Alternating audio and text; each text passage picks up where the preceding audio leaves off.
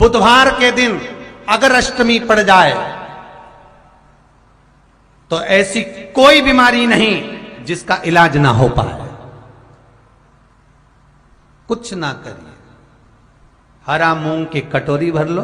मूंग जानते हो, हरे मूंग, मूंग की दाल होती है ना जो, हरा मूंग, आखा मूंग हरा की कटोरी भरो, उस पर गुड़ की एक खोड़ी, गुड़ की बट्टी, गुड़ की एक बाटी उस पर रखो, 5 बेलपत्र रख लो।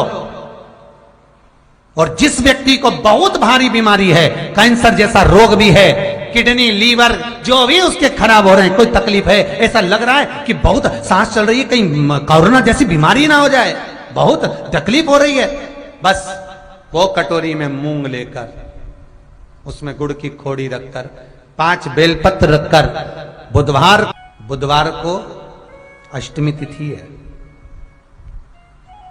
राधा अष्टमी भी है बुधवार को, दुर्वा अष्टमी भी है बुधवार को, और गौरी अष्टमी भी है बुधवार को।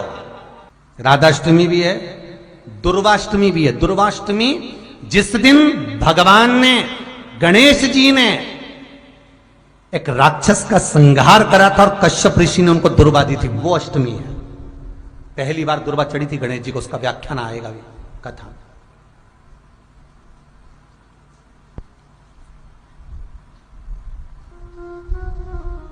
मूंग कटोरी में भरकर, गुड़ की खोड़ी रखकर, गुड़ की बट्टी, 5 बेलपत्र, जिसको बहुत बीमारी हो, दमा, श्वास, किडनी आदि का आदि बहुत बीमारी हो, 21 बार शरीर पर से उतार कर महाराज सीधे हाथ में रखकर नाम गोत्र खुद का बोलकर और भगवान से, गणेश जी से विनती कर कर अष्टमी तिथि के दिन, बुधवार के दिन उस कटोरी नहीं लेना, पुरानी कटोरी नहीं लेना, कोई कटोरी घर में नहीं हो, नई कटोरी, और उसको गणेश जी के मंदिर में पहुंचा दीजिए।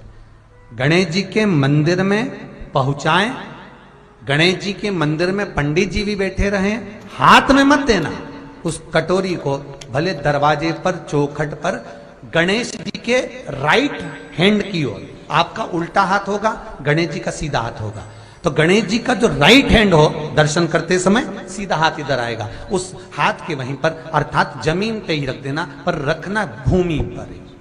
महाराज कैसी भी बीमारी होगी, अगर चलने में भी तकलीफ हो रही होगी, तो अष्टमी को कर कर देखना, 11 या 12 तक आपको अंतर मालूम पड़ जाएगा। ये अष्टमी कोई साधारण नहीं आ रही, बुधवार को भगवान के पूर्ण सुख देने वाले, आनंद देने, ये दुर्वाष्टमी है। जिसको पेट की तकलीफ रहती है, श्वास की तकलीफ रहती है, उसके लिए दुर्वा का भी व्याख्यान इसमें किया गया है। एक निवेदन करना चाहूंगा, बुधवार के दिन अष्टमी है, दुर्वाष्टमी, जिनको शुगर की बीमारी हो, बीपी हो, उनसे निवेदन करूंगा, गणेश जी का दांत जो टूटा हुआ है, उस टूटे हुए दांत के भाग की ओर 5 दुर्वा, सफेद दुर्वा, पानी का जो जलाशय होता है, कुआं होता है, बावड़ी होती है, तालाब होता है, नदी होती है, वहां लगती है सफेद दुर्वा, 5 सफेद दुर्वा टूटे हुए दांत की ओर समर्पित कर दें। बुधवार के दिन, अष्टमी तिथि दुर्वाष्टमी के दिन, दोपहर में ठीक 12 बजे वही दुर्वा 5 मिनट बाद उठा लें और उस दुर्वा को एक दिन में सुबह खाली पेट एक दुर्वा को खा लो। महाराज आपका शुगर और बीपी लेवल में मिलेगा। जांच करना, आपके पास में जांच की मशीन हो तो अवश्य करिएगा। सतयुग में जो गणेश जी थे, सतयुग में जो गणेश जी महाराज का पूज्य भाव था, सतयुग में जो गणेश जी की पूजन होती थी, भगवान गणेश जी का उस समय वाहन था सिंह, शेर, और उनका नाम था विनायक। बहुत ध्यान से सुनना, श्री गणेश शिव महापुराण की कथा चल रही है, बहुत दिल से सुनिए उसको। शायद जो प्रसंग निकल जाता है वो वापस नहीं मिल पाता।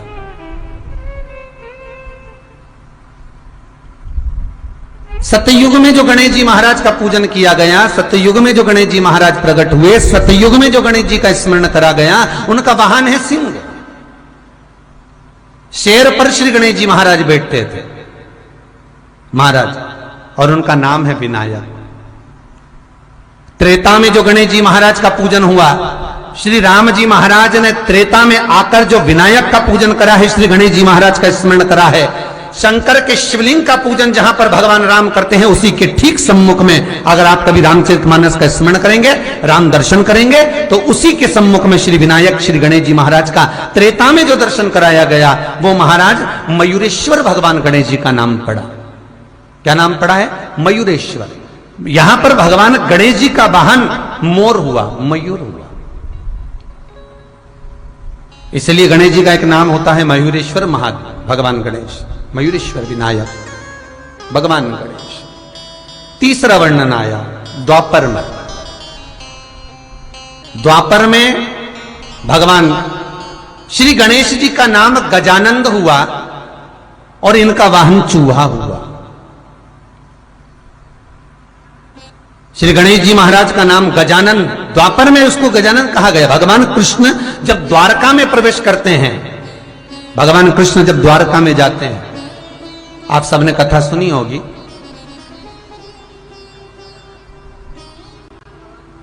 आप सभी ने स्मरण किया होगा कि जिस द्वारका में भगवान कृष्ण विराजमान होते हैं, ये द्वारका मेरे कृष्ण की नहीं थी। जिस द्वारका में भगवान कृष्ण विराजमान हो रहे हैं, ये द्वारका मेरे कृष्ण की नहीं है, ये राजा अनर्थ की है। राजा अनर्थ कौन? वो अनर्थ जिनके पिता एक बार अपने बच्चों को अपनी प्रॉपर्टी का हिस्सा कर रहे थे, जायदाद बांट रहे थे, और अपनी जायदाद बांटते बांटते राजा अनर्थ देव के पिताजी ने कहा कि ये वाली जायदाद जो मेरी है, मैंने अनर्थ को दे दी। ये मेरी हिस्सा मैंने अनर्थ के बड़े भाई को दे दिया। ये भाव मैंने अनर्थ को दे दिया। ये मेरी जमीन, मेरी भूमि, मेरा मकान, मेरी जायदाद। राजा अनर्थ के पिता कहते हैं कि ये मैंने बांटा है, मैंने तुमको दिया है। इतने में राजा अनर्थ के मुख से निकल गया, पिताजी आप कहते हो ये आपका है, आप कहते हो कि ये मेरा है। राजा अनर्थ कहते हैं, पिताजी ये आपका नहीं, ये तो श्री हरि भगवान विष्णु का है, ये भगवान नारायण का है। इतने में राजा अनर्थ के पिता को क्रोध आ गया, और राजा अनर्थ के पिता को जब क्रोध आया, गुस्से में लाल होकर राजा अनर्थ के पिता ने कहा, मैं तुझे श्राप देता हूं, तू अपने पिता के सामने ऊंचे स्वर में बोला है और मेरी जायदाद को तू श्री हरि की जायदाद बताता है। मैं तुझे श्राप देता हूं अनर्थ, इस भूमंडल में, पृथ्वी पर, पूरे ब्रह्मांड में, पृथ्वी के ऊपर तू अगर रहेगा तो जलकर समाप्त हो जाएगा, क्योंकि यह संपूर्ण पृथ्वी मेरी है, मैं इसका हिस्सा करने वाला हूं। महाराज भागवत जी में आपने यह प्रसंग बड़े प्रेम से सुना होगा। जितने भी श्रोता भाई बहन ऑनलाइन इस कथा को सुन रहे हैं, फेसबुक यूट्यूब पर, टीवी चैनल के माध्यम से, बहुत ध्यान से सुनिए। राजा अनर्थ को पिता ने श्राप दिया, 24 घड़ी के अंदर तू अगर पृथ्वी पर कहीं रहा तो जलकर भस्म हो जाएगा। राजा अनर्थ उसी समय पर समुद्र में कूद गए, पानी में कूद गए। क्यों? क्योंकि राजा अनर्थ के पिता ने कहा था भूमंडल पर, पृथ्वी पर कहीं रहेगा तो जल जाएगा, तो पानी में रहूंगा तो जलूंगा नहीं। और जल के अंदर जाकर राजा अनर्थ बैठ गए, तप करने में लीन हो गए, साधना में लीन हो गए। और राजा अनर्थ जब साधना में, तप में लीन होते हैं, भगवान श्री हरि, भगवान विष्णु का स्तमन करते हैं, उनका स्मरण करते हैं, उनका मंत्र जाप करते हैं, तभी भगवान विष्णु ने आकर पूछा, अनर्थ क्या बात है, क्यों तुम जल के अंदर बैठकर मेरी आराधना कर रहे हो, मेरी साधना कर रहे हो? किस लिए? क्यों? क्या कारण है तुम्हारा?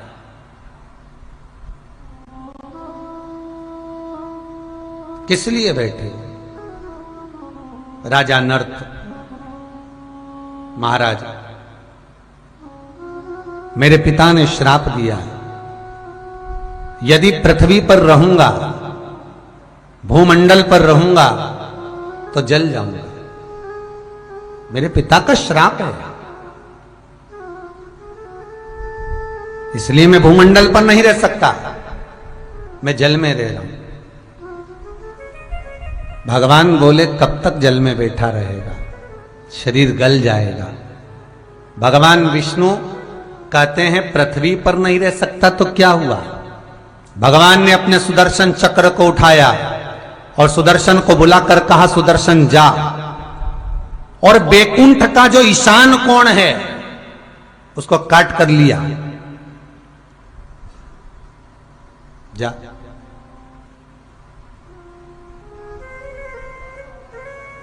बैकुंठ का जो ईशान कोण उसको काट लिया और गया।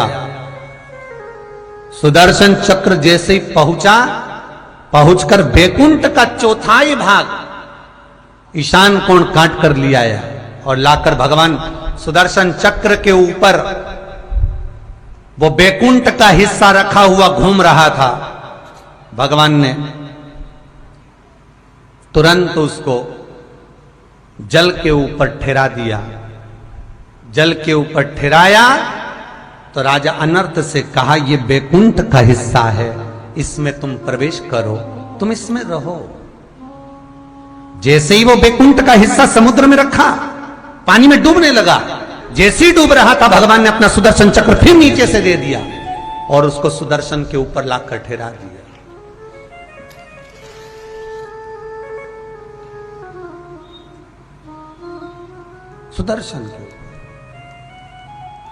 सुदर्शन के ऊपर बैकुंठ का वो चौथाई हिस्सा राजा अनर्थ के लिए विराजमान कर कर रखा है।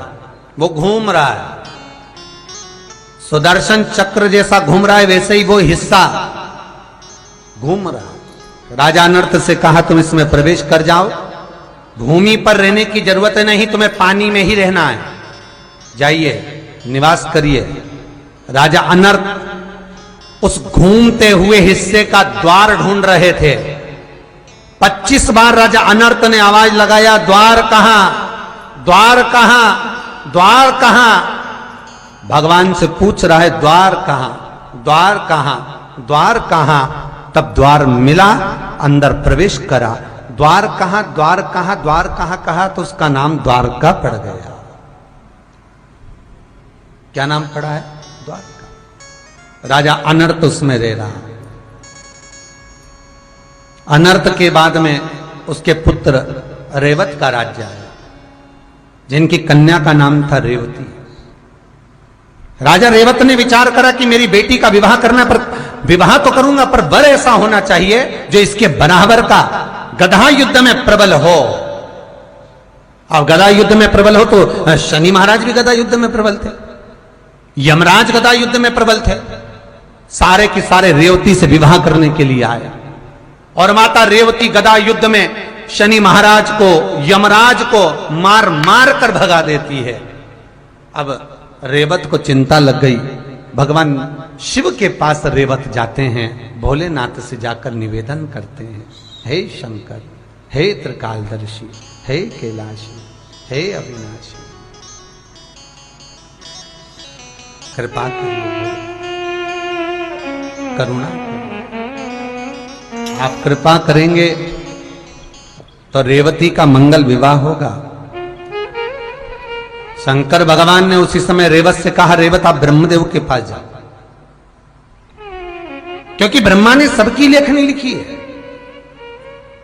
कौन कुंवारा रहेगा, किसका विवाह होगा, कौन कब मरेगा, कौन जिएगा, ये ब्रह्मा ने निश्चित कर रखा है।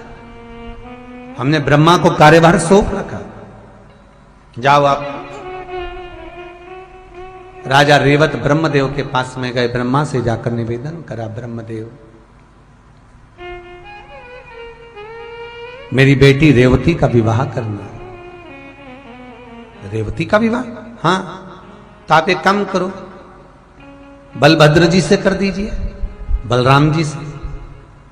ठीक है महाराज। तो रेवती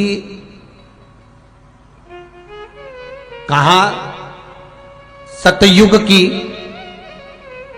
और बलभद्र जन्मेंगे द्वापर में।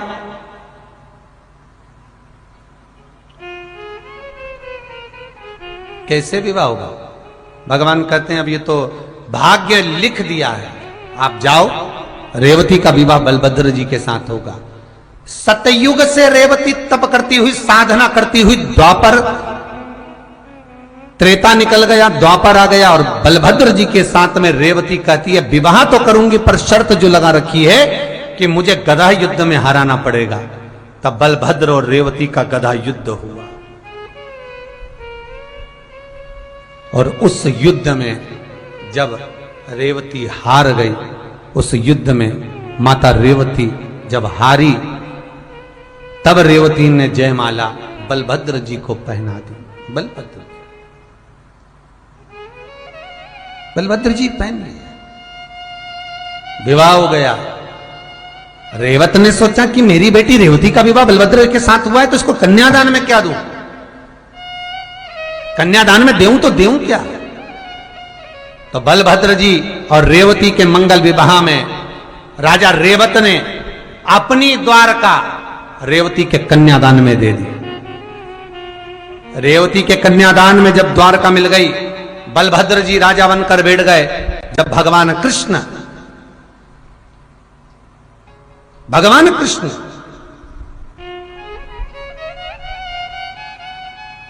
जब रुक्मणी के साथ में विवाह कर रुक्मणी को भगाकर जब द्वारका में लेकर आए, तो ब्राह्मणों ने कहा कि यहां रुक्मणी जी का कन्यादान कौन करेगा।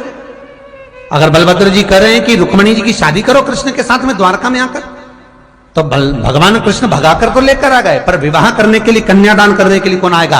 राजा भीष्मक आ नहीं सकता, रुक्मणी जी के भाई आ नहीं सकते, कन्यादान कौन करेगा? तब माता रेवती कहती है कि कृष्ण जी के बड़े भाई बलभद्र के सामने ये रुक्मणी जो छोटे भाई की पत्नी है, ये बेटी के तुल्य होती है, क्यों ना। रेवती कहती है कि बलभद्र और हम कन्यादान कर दें, और रेवती और बलभद्र रुक्मणी जी का कन्यादान करते हैं। तो रेवती ने बलभद्र जी से पूछा कन्यादान में क्या देंगे? बलभद्र जी बोलते हैं मैं क्या बताऊं कि क्या देंगे, तू बता कि क्या देना है। रेवती कहती है ये द्वारका कन्यादान में रुक्मणी को दे देते हैं, कृष्ण को दे देते हैं। अपन मथुरा के राजा और कृष्ण द्वारका के राजा। इसलिए आज भी मथुरा के राजा हैं भगवान दाऊ जी महाराज, ब्रजमंडल के राजा, और कृष्ण राजा हैं द्वारका के। कृष्ण राजा हैं द्वारका के। यहां शास्त्र कह रहा है द्वापर में भगवान गणेश जी महाराज, विनायक देव भगवान श्री गणेश चूहे पर बैठते हैं, और इनका नाम गजानंद है। गजानंद नाम का स्मरण किया। भगवान कृष्ण जब जिस समय पर जरासंध के साथ युद्ध लड़ते हैं और काल्यावन भगवान के पीछे भागता है, मुचकुंद को भगवान अपना ऊपर ना उड़ा देते हैं, और भगवान कृष्ण मुचकुंद को ऊपर ना उड़ाए, और तब काल्यावन ने आकर लात मारी। मुचकुंद के नेत्र द्वारा जब काल्यावन जलकर भस्म हुए, तब भगवान कृष्ण जब द्वारका में प्रवेश करे, तो सबसे पहले प्रवेश करते समय भगवान कृष्ण ने द्वारका के दरवाजे पर श्री गजानंद महाराज का स्मरण करा। इसलिए आज भी द्वारका के गेट के पास में श्री गणेश जी महाराज का मंदिर है। आज भी शास्त्र कह रहा है। बहुत सुंदर प्रश्न बहन आपने करा। सतयुग में सिंह वाहन विनायक, त्रेता में मोर वाहन मोर ध्वज, द्वापर में चूहा वाहन गजानन, और जब कलयुग अपने घोर प्रभाव में आएगा। कलयुग जब अपना असर पूर्ण दे देगा, तब श्री गणेश जी महाराज घोड़े पर विराजमान होंगे और उनका ध्रुमकेश नाम पड़ेगा। ये गणेश पुराण में श्री वेदव्यास जी वर्णन कर दिए महाराज, ध्रुमकेश। और उनका वाहन होगा घोड़ा। अभी चूहा है, फिर घोड़ा वाहन होगा। जब घोर कलयुग आएगा, हर जगह पर हाहाकार मच जाएगा, मनुष्य की आकृति छोटी होती चली जाएगी, मनुष्य की आकृति बहुत छोटी होती चली जाएगी, तब भगवान श्री गणेश जी महाराज स्वयं ध्रुमकेश होकर घोड़े पर विराजमान हो जाएंगे। बहुत सुंदर भाव है महाराज।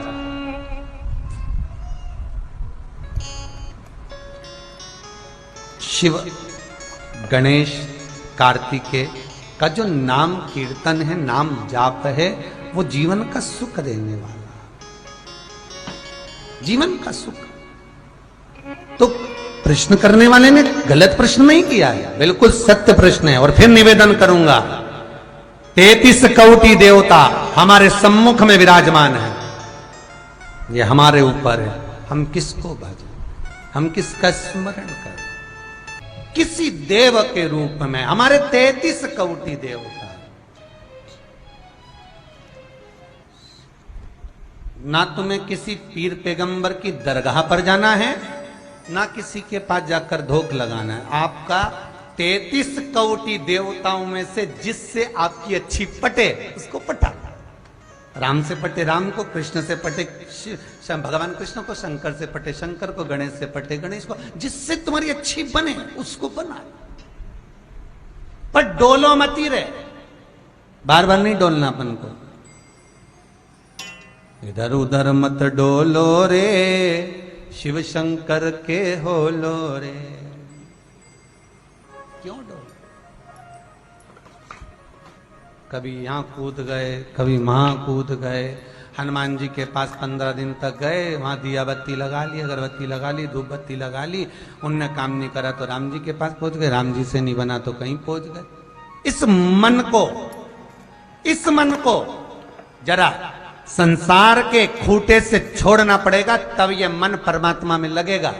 तुम सोचो, भगवान 4 दिन अगरबत्ती लेके बैठ गए, 5वें दिन वैसे की वैसे, सावन महीने में तिलक छापा लगा लिया, खूब रुद्राक्ष की माला पहन के, कपड़ा मपड़ा बदल के शंकर जी के मंदिर में खूब अभिषेक करा और के भोलेनाथ जी हमारा हो जाएगा। शंकर जी के बरसाती मेंढक रे, ये क्या भगवान को मना?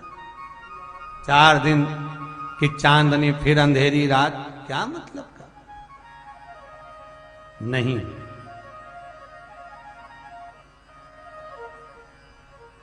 भगवान से जो प्रीत लग जाए, भगवान से जो रम जाए। मौर्य गोस्वामी, क्या नाम है? मौर्य गोस्वामी। कर्नाटक के एक छोटे से गांव में मौर्य गोस्वामी रहते थे। कर्नाटक के छोटे से गांव। ये दुनिया के लोग बोलते हैं गणपति बप्पा मोरया, इसका मतलब क्या है? ये मौर्य नाम गणेश जी के आगे क्यों जुड़ा? शिव महापुराण में तो ये कहीं नहीं लिखा कि गणपति बप्पा मोरया। गणेश पुराण में भी कहीं नहीं लिखा कि गणपति बप्पा मोरया। क्यों?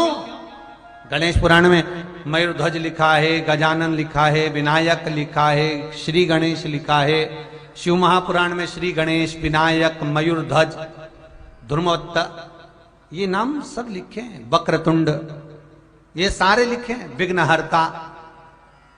पर गणपति बप्पा मोरया, ये मौर्य शब्द कहां से आ गया? ये मौर्य संबोधन कहां से आ गया? सुंदर प्रसंग है, बहुत सुंदर। इसी कली काल का, यही मृत्यु लोक का, यही संसार का देखो संत कैसे होते हैं, उसका व्याख्यान वर्णन कर रहा है।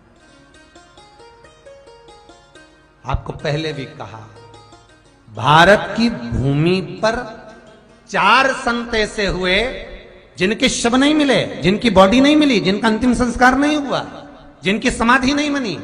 पहले नंबर पर थी मीराबाई, दूसरे नंबर पर थे रामकृष्ण परमहंस, तीसरे नंबर पर थे चैतन्य महाप्रभु और चौथे नंबर पर थे संत तुकाराम।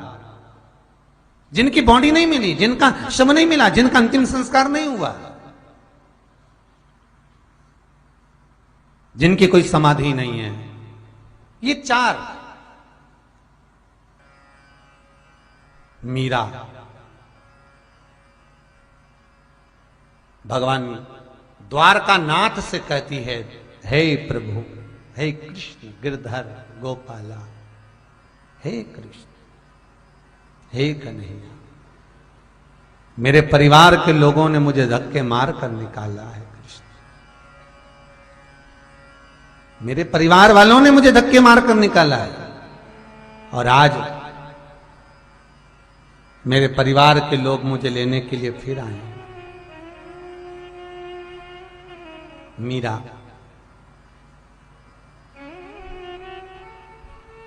कृष्ण से कहती, मैं जाना नहीं चाहती, मुझे नहीं जाना वापिस। जिस नगर से मुझे धक्के देकर निकाला गया हो, जिस नगर से मुझे भगाया गया हो, वहां नहीं जाना चाहती। भगवान कहते हैं, मीरा तू नहीं जाना चाहती? नहीं, ठीक है मीरा, कल मेरा मंदिर खुलेगा। ये द्वारकाधीश के मंदिर के जब पट खुले तो मीरा मुझसे आके लिपट जाना, मुझ में समा जाना। और मीराबाई भगवान कृष्ण में समाई। कृष्ण में कोई समाधि मीरा की नहीं है। दुनिया के लोग कहते हैं भगवान आज के समय में मिलता है, तो मीरा कौन सी द्वापर की थी? मीरा कौन सी सतयुग की थी? मीराबाई कौन सी त्रेता की थी? ये मीरा कलयुग की तो ही थी। ये रामकृष्ण परमहंस, ये चैतन्य महाप्रभु, ये संत तुकाराम, ये सब अभी के तो संत हैं।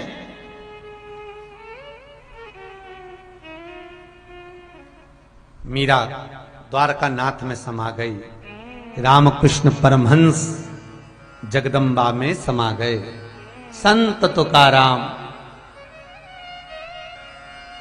जिनकी धर्म पत्नी ताने देती थी, गालियां देती थी, अपशब्द कहती थी, और जब भगवान पंडरीनाथ हरि विठ्ठल सामने आए, कहते हैं चल तू मुझ में समा जा।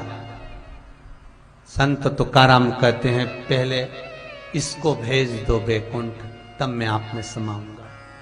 भगवान बोलेगी इतनी गाली देती, इतना अपशब्द कहती, इतना ताना देती, और तू पहले उसकी सोच रहा है। तुकाराम जी बोले इसी के बल पर तो आप मिले हो। ये गाली देती थी, मैं भजन गाता था, ये ताने देती थी, मैं दौड़कर मंदिर आता था, इसी के बल पर मिले हो आप। मैं छोड़ूंगा नहीं इसको, बैकुंठ भेजिए इसको। भगवान ने उसको भेज दिया। हरि विठ्ठल में संत तुकाराम समा गए। चैतन्य महाप्रभु जगन्नाथ में समा गए। जगन्नाथ सब समाहित। इन 4 संतों के अलावा एक संत और विचित्र हुए, मौर्य गोस्वामी। कोई बहुत पुराना समय नहीं, यही मौर्य गोस्वामी कर्नाटक के एक छोटे से गांव में रहते थे। भगवान की भक्ति में, गणेश की भक्ति में, विनायक की भक्ति में, मयूरध्वज की भक्ति में इतने डूबे रहते थे, इतने डूबे रहते थे, इतने डूबे रहते थे कि इनके जीवन में ये बस भगवान की भक्ति के सिवा कुछ सुहाता ही नहीं था।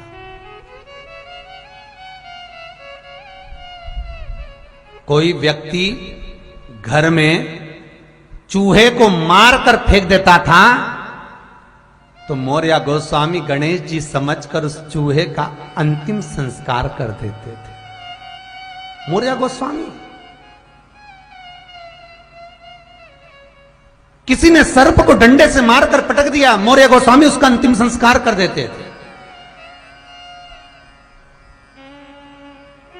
प्रत्येक जीव में उन्हें विनायक नजर आता था। क्यों? मौर्य गोस्वामी से किसी गांव के व्यक्ति ने पूछा तो हर एक में मरे हुए चूहे में, सर्प में ये जीव मर गए इसमें। तो मौर्य गोस्वामी कहते हैं माता पार्वती के शरीर पर जो उपटन लगा था उसमें कहां प्राण था? उसमें प्राण था कहां? माता पार्वती ने तन पे से उपटन निकाला, उसका पुतला बनाया और प्राण दे दिए। हर जीव में परमात्मा है, उसमें गणेश उत्पन्न हो गए।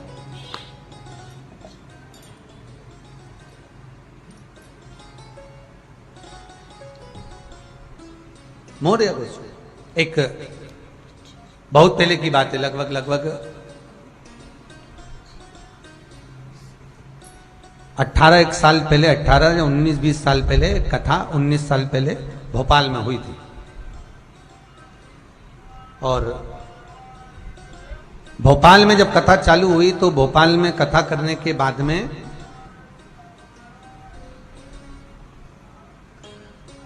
भोपाल के लोग इकट्ठे होकर बोले कि हमको बहुत कुछ करना है गुरुजी। उस समय हमारी भी उम्र इतनी नहीं थी, जो बन सका वैसा मन से बोल दिया। कोई ऐसा काम बताओ गुरुदेव जिसको कोई ना करे और उसको हम 5-10 लोग मिलकर समिति बनाकर उस कर्म को करें और उसका पुण्य हमारे खाते में मिले। ऐसा कोई उपाय बता दो। अब उस दिन दूसरे दिन की कथा थी और शिव विवाह चल रहा था। शिव विवाह कर कर आए थे और मन में आ गया तो हमने कह दिया एक काम करो, तुम्हारे यहां जो हॉस्पिटल है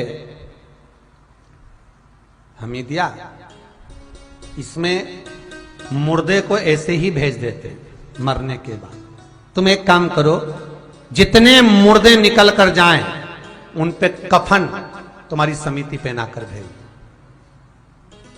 कभी भोपाल में जाओ, पता कर कर आना। आज तक वो समिति में अब 200 से 500 लोग जुड़ गए और वो मुर्दे का कफन उसी समिति से जाता है और कफन पहनाकर मुर्दे को भेजा जाता है। दान पुण्य दिखावे से करा जाए वो अलग प्रसंग है। आप जो कुबेरेश्वर महादेव के लिए दे रहे हो, आप जो गौ माता के लिए दे रहे हो, गौशाला के लिए दे रहे हो, आप वृद्धाश्रम के लिए दे रहे हो, ये जो आपका क्रम है, जो आप दे रहे हो वो जो भाव से दे रहे हो, भले 500 दिया, 200 दिया, 1000 दिया, पर आपने जो दिल से प्रेम से भाव से दिया, वो प्रेम से जो दिया है उसका फल भगवान भी हजारों गुना आपको प्रेम से ही देगा, भाव से ही देगा।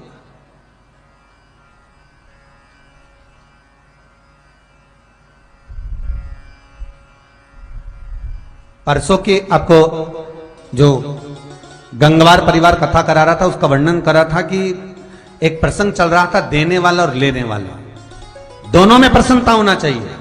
देने वाला जब कुछ दे तो उसके चेहरे पर प्रसन्नता होना चाहिए कि मैंने ये अन्न का दान करा, मैंने ये मुद्रा का दान करा, मैंने ये भूमि का दान करा, मैंने ये वस्त्र का दान करा, उसके चेहरे पर यह प्रसन्नता होना चाहिए।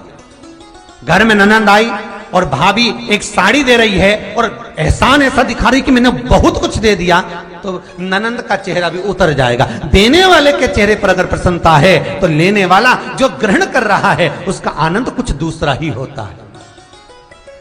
भाव आपका होना चाहिए।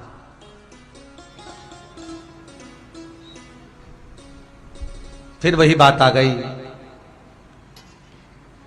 सुंदरता होगी तो लुच्चों की नजर जरूर होगी, घर में धन होगा तो चोरों की नजर जरूर होगी, और अगर दिल में भक्ति होगी तो भगवान की नजर जरूर होगी, यह पक्का है। भगवान की नजर तुम पर पड़ेगी, वो देखेगा ये मेरा है, वो जानेगा ये मेरा अपना है।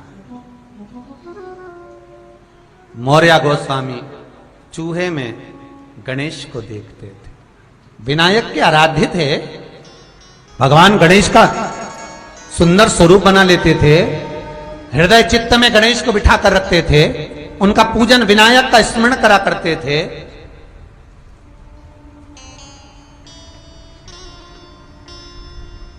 चले कभी ऊना महाराष्ट्र में जाना तो पूछना, ये अष्टविनायक जो महाराष्ट्र में विराजमान है, ये अष्टविनायक जो महाराष्ट्र की भूमि पर विराजमान है, इनको किसने विराजमान करा? कभी महाराष्ट्र वालों से पूछना, जो अष्टविनायक पूरे महाराष्ट्र में विराजमान है, ये कौन लेकर आया, ये कहां से प्रकटे, कहां से आए? उनसे पूछो, वो बताएंगे आप, जिसको मालूम होगा। मौर्य गोस्वामी चूहे का भी अंतिम संस्कार कर देते थे। मौर्य गोस्वामी सर्प मर गया, उसका भी अंतिम संस्कार कर देते थे। मौर्य गोस्वामी स्नान करते तो मन में भाव रखते कि मैं विनायक का स्नान करा रहा हूं।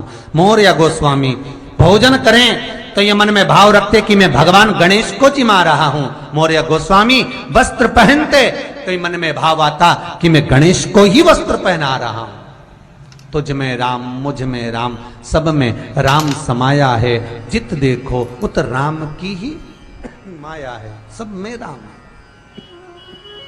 सब में। ये मौर्य गोस्वामी का भाव है।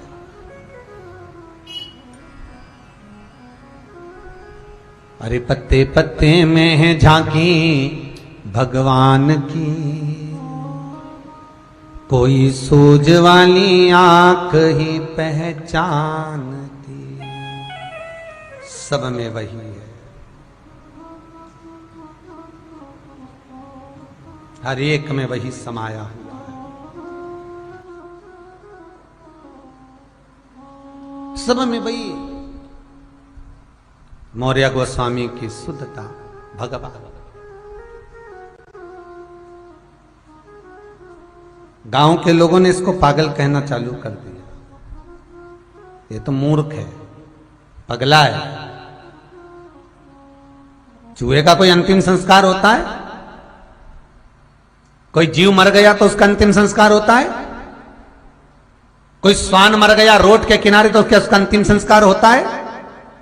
मौर्य गोस्वामी को लोग पागल कह दिए, मस्ती में रहता है।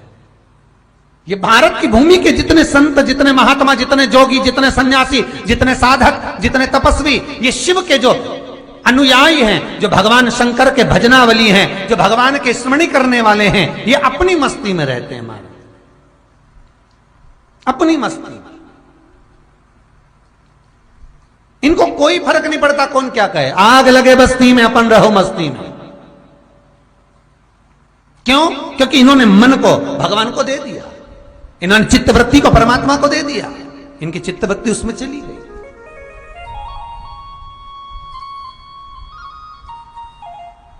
अरे मथुरा के विश्राम घाट पे नाव 4 पंडाओं ने लगवाई किनारे, खूब भांग घोट के नाव के अंदर बैठ गए। नाव वाले से कहा तू नीचे उतर। नाव वाला बोला क्यों? हमें वृंदावन जाना है, हम चारों नाव चला के वृंदावन जाएंगे, तू नीचे उतर। नाव वाले को उतार दिया, नाव ले गए। सवेरे 9 बजे से नाव को खे रहे, भांग पी के बैठे थे, नाव खेते खेते शाम की 5 बज गई। घाट वाले से पूछा क्यों रे, ये कौन सा घाट है? घाट वाला बोला ये मथुरा का विश्राम घाट है। नाव में बैठे पंडा आपस में बात करने लगे, सवेरे 9 बजे के विश्राम घाट से चले थे, अभी भी विश्राम घाट पर हैं। क्यों? तो घाट पर खड़े हुए व्यक्ति से पूछा हमारी नाव आगे क्यों नहीं बढ़ी? तो नाव वाला बोला नाव तो कब की बढ़ जाती, पर तुमने खूंटे से इसको छोड़ा नहीं है। नाव खे तो रहे हो पर खूंटे से नहीं छोड़ी गई है। बस यही हमारा जीवन है, यही हमारा मनुष्य तत्व है कि हम इस मन को परमात्मा को देना चाहते हैं, हम इस मन को भगवान को देना चाहते हैं, हम इस मन को परमात्मा तक पहुंचाना चाहते हैं, पर इसको खूंटे से छोड़ते नहीं है। परिवार, नाते, रिश्ते, कुटुंब, कबीला, ये सारे जो खूंटे बंधे हुए हैं इससे छूटती नहीं है।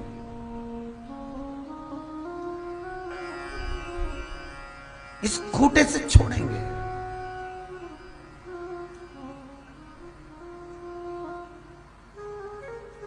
ये मन बड़ा चंचल है, कैसे तेरा भजन करूं, जितना इसे समझाऊं उतना ही मचलता है, उतना ही। शास्त्र कहता है एक अगलासुर नाम का, अनलासुर नाम का एक राक्षस हुआ। गणेश पुराण, शिव महापुराण, शिव महापुराण का कुमार खंड, गणेश पुराण का चतुर्थ भाग। अनलासुर एक राक्षस हुआ। इस अनलासुर को अगर कोई मार सकता है, इस अनलासुर को कोई समाप्त कर सकता है, तो केवल जो पार्थिवता का निर्मित हो वही इसको समाप्त कर सकता। अर्थात जिसको पुतला बनाकर या उसको प्रकट कर कर पत्थर का बनाकर उसमें प्राण दिया गया हो, यही इसको संहार कर सकता। देखो हमारे भारत की भूमि की सभ्यता को, देखिए हमारे भारत की भूमि की संस्कृति को। यहां शास्त्र कह रहा है गणेश पुराण करिए, शिव महापुराण करिए। मैं सोमवंशी जी आपको धन्यवाद दूंगा, हरदोई वालों को, जो इतनी पावन 5 दिवसीय शिव महापुराण की कथा ऑनलाइन कराकर लाखों लोगों को इस शिव पुराण को सुनाकर आप ना जाने कितने लोगों का कल्याण कर रहे हैं। हरदोई में कथा कराते 50, 100, 1000, 2000 सुनते हैं, लाखों लोग सुन रहे हैं, लाखों। और सबसे बड़ी प्रसन्नता की बात तो यह है कि ऑनलाइन मोबाइल पर भी, फेसबुक, यूट्यूब पर भी इतने लोग कथा श्रवण कर रहे हैं, इतने श्रवण कर रहे हैं कि कई लोगों को तो आश्चर्य पड़ा हुआ है कि इतनी कथा लोग क्रम से कैसे सुन रहे हैं। ये आप लोगों का कथा के प्रति प्रेम है, भगवान शिव के प्रति आपका आनंद है। हिंदू धर्म, हमारा शास्त्र देखिए कि इस अनलासुर को वही मार सकता है जो किसी चीज से उत्पन्न हुआ, उसमें प्राण आ गए हों, उसमें प्रतिष्ठा आ गई। हमारे भारत के संत, भारत के साधुजन, भारत के विद्वान जन, इस भारत भूमि के विद्वत ज्योतिषाचार्य, इस भारत की भूमि के विद्वान ब्राह्मण, वेद पाठी, शास्त्र मर्मज्ञ कितना सुंदर भाव कहते हैं कि मंदिर में जो मूर्ति रखी जाती है उसको प्राण दिए जाते हैं, प्राण प्रतिष्ठा कहलाती है। क्यों प्राण देते हैं? कि उस मूर्ति का अगर कोई दर्शन करे, उस मूर्ति का कोई स्मरण करे, उस मूर्ति का कोई भाव व्यक्त करे तो उसका कल्याण हो जाए। मंदिर के अंदर जब वो चरण रखे और उस मूर्ति का दीदार करे, दर्शन करे तो उसका कल्याण हो जाए, उसका आनंद हो जाए। आपको पहले भी कथा में कहा, यह कुबेरेश्वर महादेव का मंदिर बन रहा है, हम भी चले जाएंगे, एक दिन आप भी चले जाएंगे। मंदिर तो वहीं रह जाएगा, पत्थर तो वहीं रह जाएगा, मंदिर की मूर्ति वहीं रह जाएगी, मंदिर में जो प्राण प्रतिष्ठा होगी शंकर जी वहीं रह जाएंगे। उस मंदिर का निर्माण एक बार हो गया, वो भूमि वहीं रह जाएगी, वहीं की वहीं। आपने अपने घर में बंगला बनाया, बंगले के हिस्से हो जाएंगे, बच्चे ले लेंगे, बेटियां ले लेंगी, बेटे ले लेंगे। पर जो मंदिर में आपने 500 रुपए लगाए, 1000 रुपए लगाए, कुबेरेश्वर महादेव के मंदिर में आपने 1000, 2000, 10,000, 20,000 जो रुपए आपने मंदिर में निर्माण में लगा दिए, वो मंदिर अजर और अमर हो गया। हम भी चले गए, तुम भी चले गए, पर एक लोटा पानी अगर कोई शंकर पर चढ़ाएगा, एक लोटा पानी अगर शिव को कोई समर्पित करेगा, तो उस जल चढ़ाए हुए एक लोटा पानी का एक अंश जो तुमने 1000, 2000 रुपए लगाकर मंदिर का निर्माण करवाया है, उसका अंश तुम्हारे खाते में जरूर पहुंचेगा। ये पक्का है महाराज, ये पक्का। और शिव को दिया घटता नहीं, घटता नहीं। मेरे भारत भूमि के जो संत ब्राह्मण हैं, उन्होंने मूर्ति को रखकर, पत्थर को रखकर, देवता को रखकर उसमें प्रतिष्ठा कर दी। प्रतिष्ठा करने का मतलब ही है ये कि उसमें भगवान के प्राण आ गए कोई दर्शन करने आए तो उसको पुण्य मिले, कोई दर्शन करने आए, कोई फल चढ़ाने, फूल चढ़ाने, दूध चढ़ाने, बेलपत्र चढ़ाने, समी पत्र चढ़ाने आए तो उसका फल उसको मिले, उसका फल प्राप्त हो, प्रतिष्ठा। अनलासुर को वही मार सकता है जो एक किसी रूप में उसमें प्राण दिएगा। बोलो हर हर महादेव, जिसमें प्राण है। अब अनलासुर शंकर के उपासक थे। ये जितने भी राक्षस हो, देवता हो, मनुष्य हो, गण हो, ये सब शिव की आराधना करते हैं, शंकर के उपासक। और अनलासुर शंकर की केवल एक ही चीज से आराधना करता था, क्योंकि असुर प्रवृत्ति का था। कहीं जाता वहां से मधु तोड़ कर लिया था, मधु मतलब शहद, वहां से मधु तोड़ कर लिया था, शहद लाता और शंकर भगवान के ऊपर उस मधु को निचोड़ता, शहद को निचोड़ता। भगवान शंकर प्रसन्न हो जाते, भगवान शिव आनंदित हो जाते, भगवान शंकर के चेहरे पर बड़ी आनंदता आ जाती कि ये मधु मुझे समर्पित कर रहा है।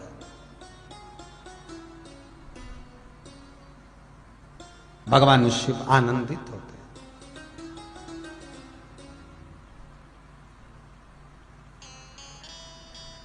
शंकर भगवान प्रकट हुए। अनला, हे अनला। अनलासुर बोले, प्रभु भोलेनाथ विश्वनाथ, आज आप आए हो? हाँ अनला, मांग तुझे क्या चाहिए?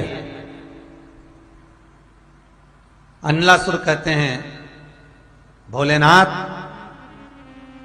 मैं आपकी आराधना करता हूं, पर देवता मुझे मारना चाहते हैं, मुझे मारना चाहते हैं। देखो, जगत चाहे कितना भी बुरा चाहे, जगत कितना भी बुरा चाहे, आप अपने मन से, अपनी चित्तवृत्ति से, अपने धैर्य से अच्छा करते चलो, अच्छा करो। जगत चाहे कितना भी बुरा चाहे, अच्छाई करने में पीछे मत हटना। एक संत निकल कर जा रहे थे, एक व्यक्ति उनसे जलता था, ईर्ष्या रखता था, पेड़ के ऊपर चढ़कर बैठ गया, मुंह में बहुत सारा पान भर लिया खाकर। पान भरा, संत निकल कर जा रहे थे, गंगा नहाकर इसने थूक दिया संत। संत वापिस चले गए गंगा नहाने। ये फिर आए, इसने फिर थूका, फिर नहाने गए, फिर थूका, फिर नहाने गए, फिर थूका। ये जो पेड़ पर चढ़कर बैठा था, इसके मुख में पूरा पान खत्म हो गया, थूकते थूकते मुंह सूख गया, पर संत एक शब्द नहीं बोले, नहाते रहे, आते रहे। आखिरी में ये पेड़ से नीचे उतर गया, संत के चरणों में पड़ गया, गुरुदेव मैंने इतना थूका, इतना गलत काम किया, आपके मुंह से शब्द नहीं निकला गुरुदेव। आप नहाने चले गए, मैं क्षमा मांगता हूं। गुरुजी बोले, रुक, मुझे तुझे प्रणाम करना है। गुरुजी ने साष्टांग दंडवत उस व्यक्ति के सामने कर लिया। साष्टांग दंडवत गुरुदेव कर रहे हैं, जो थूक रहा था उसके सामने। उसने कहा, गुरुदेव मैंने तो आप पर थूका है, मैंने आप पर इतनी बार पीक से थूक दिया, पान थूका, इतना गलत काम मैंने किया और आप मुझे प्रणाम कर रहे हो। गुरुजी बोले, भाई देख, रोज गंगा नहाता था, एक डुबकी लगाकर चला जाता था, पर आज तेरी कृपा ऐसी हो गई, आज गंगा की 108 डुबकी लग गई। ये तेरी ही तो कृपा है, तेरी कृपा बिना कुछ नहीं, तेरी दया बिना कुछ नहीं।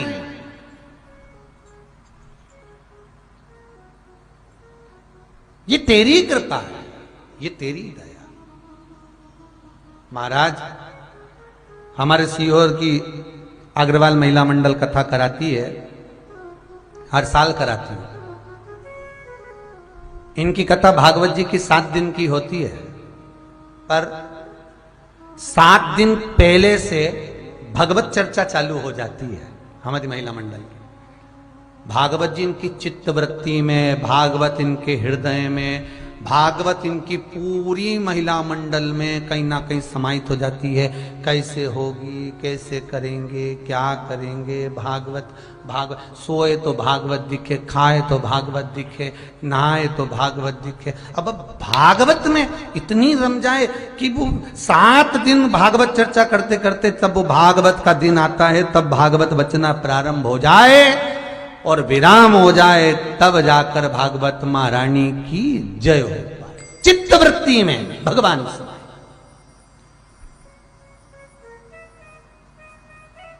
और ये चर्चा कौन कराता भागवत की? कोई भगवत प्रेमी जीव किसी ना किसी रूप में करा। तो कोई थूके तो उसमें भी अपना कुछ फल है, उसमें कोई लाभ है। संत ने चरण पकड़ लिए, तेरे बल पर आज मुझे 108 बार गंगा की डुबकी लगाने का मौका मिल गया। 108 किसी के माध्यम से मिल गया। आप आए नहीं और सुबह हो गई, मेरी पूजा की थाली धरी की धरी रह गई। ये चित्तवृत्ति में जब भगवान समाहित हो जाएगा। अनलासुर कहता है भोलेनाथ मुझे देवता मारना चाहते हैं क्योंकि मैं असुर प्रवृत्ति का हूं, मैं राक्षस प्रवृत्ति का हूं, पर मैं आपका उपासक हूं, मैं आपकी आराधना करता हूं। क्या चाहता है मांग अनला। अनलासुर कहता है मैं किसी के द्वारा मरूं ना, मेरे शरीर पर किसी का अस्त्र शस्त्र प्रयोग ना हो। इस शरीर पर ना सुदर्शन लगे, इस शरीर पर कोई बाण लगे, ना कोई शरीर पर घाव हो, मेरा शरीर खंडित ना हो। अगर मरूं तो जैसा हूं वैसा की वैसा ही जाऊं तो बात है, खंडित होकर नहीं जाना। शिवजी ने पूछा क्यों? तो खंडित क्यों नहीं होना चाहता? बहुत सुंदर प्रसंग है महाराज अनलासुर का, श्री गणेश पुराण और शिव महापुराण में। बहुत प्रेम से सुनिए आप लोग, शायद जीवन में पहली बार सुनने को मिले आपको कि गणेश जी को दुर्वा क्यों चढ़ती है। बहुत प्रेम से सुनिए। अनला, ए अनलासुर, तेरा शरीर अगर कोई भगवान विष्णु सुदर्शन से काटे, भगवान नारायण बाणों से मारे, कोई गदा से मारे, कोई चक्र से मारे, तो तू उससे नहीं मैं खंडित होकर नहीं जाना चाहता।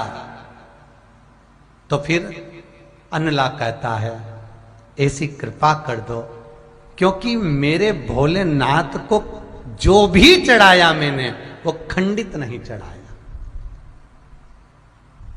फिर निवेदन करूंगा, शंकर को एक बेलपत्र भी अगर हम समर्पित कर रहे हैं तो वो आखी हो। एक चावल का दाना भी हम शिव को दे रहे हैं तो वो आखा हो। एक पुष्प भी अगर हम भगवान शंकर को दे रहे हैं तो वो आखा होना चाहिए। श्रीफल भी दे रहे हैं तो आखा होना चाहिए। इसलिए शंकर जी के मंदिर में नारियल नहीं फूटता, आखा।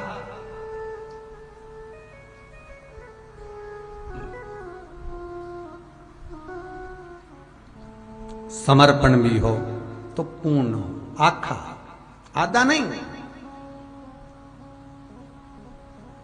मैंने, अनलासुर कहता है जीवन में आपका भजन करा है। शिव, ये शरीर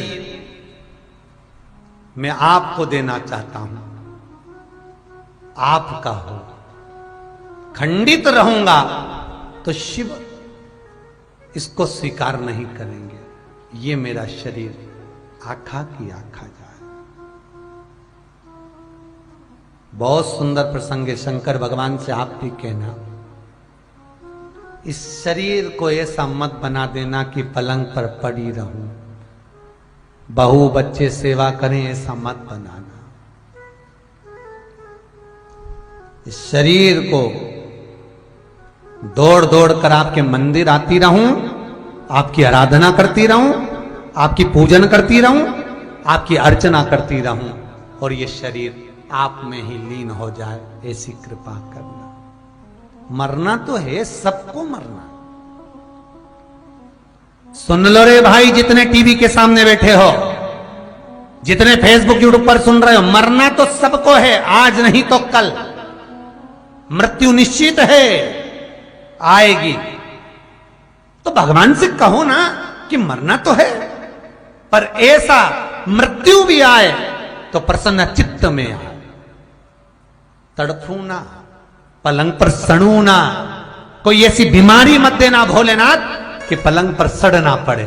कृपा करना मेरे विश्वनाथ, क्योंकि तू महामृत्युंजय है मेरा शंकर, तू मृत्यु को भी जीतने वाला है, ऐसी कृपा करना भोलेनाथ, ऐसी। ये शरीर कहीं तड़पे ना। अनलासुर कह रहा है ये खंडित ना हो, ठीक है। अनलासुर का उपद्रव मच गया, चारों तरफ हाहाकार मच गया। भगवान विष्णु युद्ध करने आए, हार कर चले गए। ब्रह्मदेव आए, हार कर चले गए। इंद्र आए, हार कर चले गए। 33 कोटि देवता युद्ध करने आए, अनलासुर से हार कर चले गए। मरता ही नहीं है, क्योंकि शस्त्र का प्रहार ही नहीं हो पाता, प्रयोग ही नहीं हो पाता। क्या करा जाए? सब देवता शिव की शरण में गए। भोले बाबा से जाकर निवेदन करा। उस समय पर भगवान शंकर काशी भ्रमण कर रहे थे। मेरे शंकर का नियम है, प्रतिदिन शाम का समय मेरे भोलेनाथ पार्वती के साथ में भ्रमण पर निकल जाते काशी। भगवान शिव काशी स्मरण कर रहे हैं। जो भगवान शिव की निज भूमि है, जो भगवान शंकर की आनंदमय भूमि है, उसमें भ्रमण कर रहे हैं। सारे देवता भगवान शिव के द्वार पर पहुंचकर निवेदन कर रहे हैं, प्रभु शंभो, हे शंकर त्रिकालदर्शी कैलाशी अविनाशी, कृपा करिए भोलेनाथ, करुणा करिए। क्या चाहते हो? अनलासुर मर जाए, बस इतना। किसी से नहीं मर रहा वो, कृपा कर दो आप। ठीक है। भगवान शिव कहते हैं अब आपको चिंता नहीं करना है, जो मेरा हो गया वो मेरा ही कहलाए, जो मेरा है वो मेरा ही कहलाए। भगवान शंकर ने गणेश जी को उसी समय काशी से भेज दिया, जाइए गणेश जी जाओ और जाकर अनलासुर को मारना नहीं है। अनलासुर जो भी समर्पित करता था, पूर्ण करता था, तो मैं चाहता हूं कि आप उसको पूर्ण निगल जाए, पूर्ण निगल जाए। गणेश जी महाराज पहुंचे और गणेश जी महाराज शंकर जी के कहने पर अनलासुर के सामने पहुंचकर अपनी सूंड से गणेश जी ने अनलासुर को उठाया और मुख में निगल गए। अनलासुर की शिव भक्ति इतनी प्रखर थी, अनलासुर का शंकर का गुणानुवाद इतना प्रबल था, इतना प्रखर था कि भगवान गणेश के उदर में जलन होने लगी।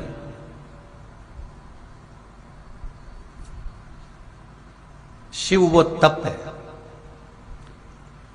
शंकर का भजन करने वाला, शंकर पर एक लोटा पानी चढ़ाने वाला, शंकर का गुणानुवाद करने वाला, शिव का स्मरण करने वाला अगर कोई भगत है तो यमराज भी उसका बाल बांका नहीं कर सकता।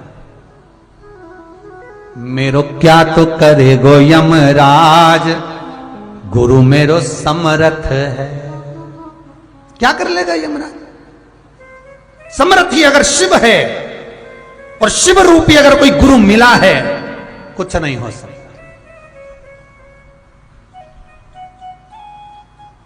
कुछ नहीं। समीर जी के पास एक मैसेज है, उसमें लिखा है किसी पुरुष ने जूनागढ़ से, गुजरात से। मैं बहुत हताश हो गया था। अगर वो मैसेज समीर जी से लेकर टीवी पर अवश्य दिखाएं, जो व्हाट्सएप पे आया था। मैं बहुत हताश हो गया था, पर जब से शिव की कथा सुन रहा हूं, मुझे यह भी नहीं मालूम था कि टीवी पर आ रही। मैं तो केवल मोबाइल पर पुरानी कथा लेकर बैठ गया, सुन रहा। मेरे जीवन का कुछ नया मार्ग मुझे मिल गया। मैं मृत्यु की ओर जा रहा था, पर सब बदल कर अब तो केवल शंकर का भजन करता हूं। दुकान व्यापार सब चले गया था, किराए की दुकान लेकर चालू करा है, और भगवान बहुत प्रेम से 2 रोटी आनंद से दे रहा। ये विल पावर मजबूत जो हुआ है, ये शिव ने करा है। जब सारे जगत से हार जाओ, सारी दुनिया से अगर ठुकरा दिए जाओ, एक बार दुनिया वालों के पास मत जाना। जाना तो मेरे शंभू के पास, मेरे शंकर के पास जाना। शंकर के पास।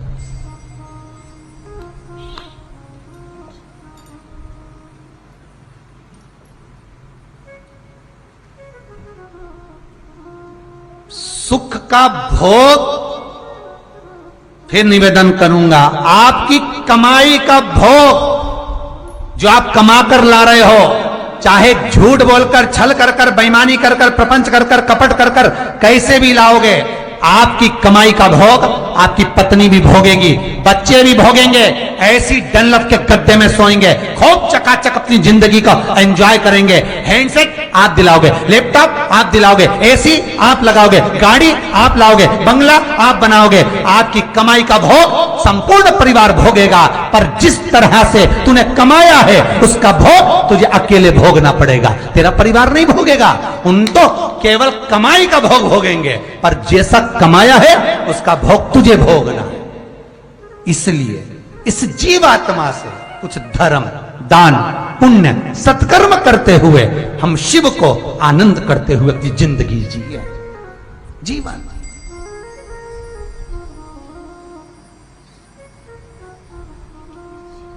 एक मुंबई वाली माताजी ने, कोई 72 साल की लेडीज है, उसने एक मैसेज भेजा और पति पत्नी का फोटो भेजा है, होए तो दिखाइए टीवी पर। 72 साल की लेडीज जिसका पति पलंग पर पड़ा हुआ है, शरीर काम नहीं करता, लकवे पर पड़ा हुआ है। एक दिन पत्नी ने चैनल बदलते बदलते शिव महापुराण की कथा सुन ली। पति ने सुनी, पत्नी टीवी का चैनल फिर बदल रही थी, तो पति हाथ जिसका काम नहीं कर रहा था उठाकर कहता, इशारे से कहता है, उंगली बताकर चल। और आज उस महिला ने जो फोटो डाला है, वो महिला अपने पति का छोटी सी मूवी डाली है कि मेरा पति का हाथ पैर हिलने लगा। शिव कथा मात्र श्रवण मात्र से वो सुख है, वो पावर है, वो आनंद है। ये वो डीपी है, वो एनर्जी है जो कहीं ना कहीं ऑनलाइन के माध्यम से, भले आप सामने नहीं हैं, भले आप पंडाल में नहीं हैं, पर ये तार के माध्यम से, ये वो डीपी का कनेक्शन आपके घर तक शिव कथा के माध्यम से पहुंच गया, जो एनर्जी दे रहा है, सुख दे रहा है, पावर दे रहा है, आनंद दे रहा है। अनलासुर को गणेश जी निगल गए, उधर में जलने लगा, उधर जल रहा है, तपन हो रही है। भगवान गणेश दौड़ कर आए भगवान शिव के पास। शंकर भगवान ने कश्यप ऋषि को देखा, कश्यप ऋषि गए और दुर्वा तोड़ कर लिया। दुर्वा लाकर गणेश जी को दी, गणेश जी ने दुर्वा चबाना चालू करी। अंदर जो अनलासुर था, भगवान शंकर की प्रसादी पाकर अनलासुर तृप्त हो गया, भगवान के पेट की जलन समाप्त हो गई। गणेश जी महाराज ने कश्यप ऋषि से कहा, सुनो कश्यप बाबा, आपने मुझे दुर्वा समर्पित करी है, ये दुर्वा जो मुझे देगा वो वैभव प्राप्त करेगा, जो दुर्वा मुझे समर्पित करेगा उसके जीवन में रोग दूर हटेगा। शंकर भगवान कहते हैं गणेश, ये दुर्वा बुधवार के दिन, अष्टमी तिथि के दिन, जो अष्टमी बुधवार इस बार पड़ रहा है उस दिन समर्पित करिए। इस दुर्वा का अलग अलग महत्व है महाराज। कुएं के पास की सफेद दुर्वा, कुएं के पास की सफेद दुर्वा, यदि 41 दुर्वा प्रत्येक बुधवार को गांठ लगाकर गणेश जी को समर्पित कर कर वापिस उठाकर उस दुर्वा को खाली पेट, आपके घर में भी गणेश जी होंगे, उनको समर्पित करो। खाली पेट इस दुर्वा को केवल चबा चबा कर खा लो और आधे घंटे बाद पानी को पी लो। बुधवार की बुधवार 5 बुधवार करना, गणेश जी को चढ़ाना, सफेद दुर्वा को गणेश जी को समर्पित कर कर चबा चबा कर खाना। उदर की प्रॉब्लम, जो भी मसा आदि की प्रॉब्लम होती है उदर से जुड़ी हुई होती है, जिस चीज से जुड़ी होगी, पेट की जितनी प्रॉब्लम होगी, आपको जितनी भी प्रॉब्लम होगी वो सारी 5 बुधवार करना, छठे बुधवार को जरूरत ही नहीं पड़ेगी। कितनी भी प्रॉब्लम हो पेट से, कितनी,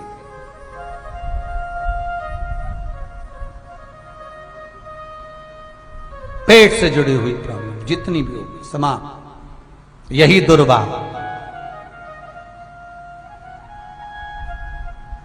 शिव महापुराण की कथा कहती है, यदि पंचमी तिथि के दिन, चतुर्थी के दिन 7 गांठ वाली दुर्वा 21 ले लो और चतुर्थी के दिन गणेश जी को समर्पित कर दो।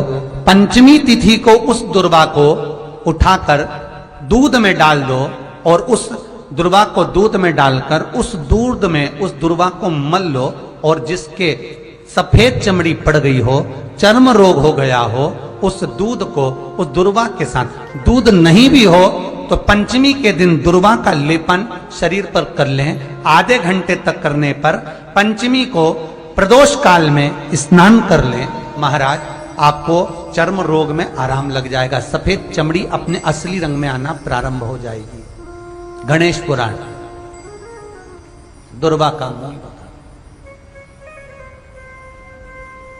महाराज, 21 दुर्वा के 108 बंडल बना लो।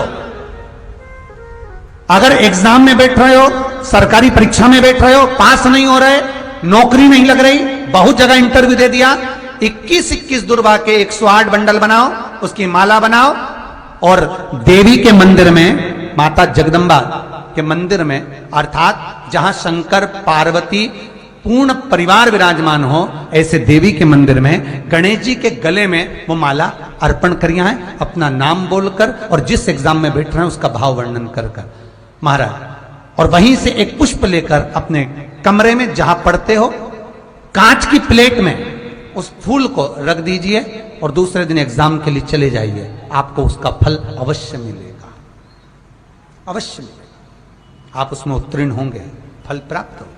दुर्वा सुख का अनुभव करा दे, आनंद का अनुभव। महाराज, तो यहां शास्त्र कह रहा है,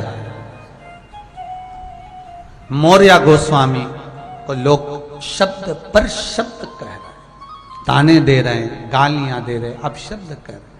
और दुनिया कुछ भी कहे, कितना भी अपशब्द बोले, आप भगवान की भक्ति में अगर डूब गए हो तो फिर कुछ भी नहीं। मैं सत्संग में जाना जी, चाहे दुनिया ताने मारे, मारे मारे तो कोई कुछ भी कहे, आपकी चित्त वृत्ति में अगर भगवान समाहित है तो फिर क्या सोचना।